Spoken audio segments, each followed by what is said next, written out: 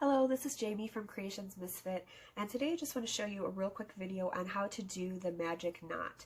I never used this for a very long time because I just thought, I don't know what I thought, I couldn't do it or I didn't need it or whatever. I usually just sew my ends in. But this is really helpful, especially if you're using the same color yarn and you run out and you need to start a new ball and you just want to make sure that everything's really secure. I'm going to do two different colors so that you can see the contrast. And two different colors is great too if you need to, you're at the end of your round, or maybe if you're doing a graph gan and you need to change your color or something. But it's very simple and it works really well. I use it all the time now. So what you want to do is let's say that you're finishing up with the white and you need to start with the red or vice versa. You just set your two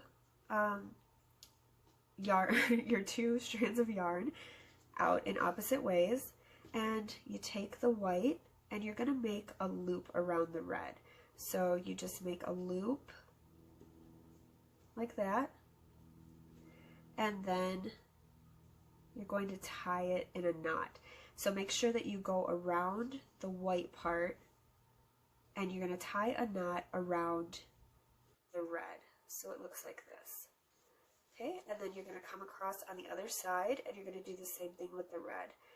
So you make a loop around the white, make sure the white is in there, inside the red, and then, sorry, I hope that you can see that, and then you're just going to tie a knot around the white and pull tight. Okay, so that's what it should look like. You should have two tight knots there. Then you're just going to take the outside of the strands and pull, and the knots will meet in the middle like that. Pull real tight, and then you can just cut off the ends, cut it really close.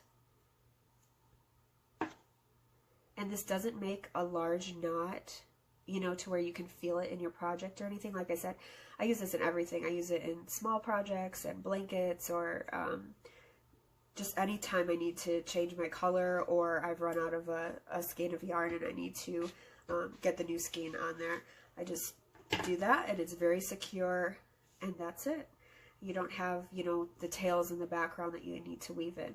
So that's how you do the magic knot, and if you were helped here, I would love to get a like on the video or any comment below. If there's anything else you'd like to see, please let me know. I'm trying to get my my YouTube videos going, and more content on my channel to help out. So thank you so much for watching and have a great day.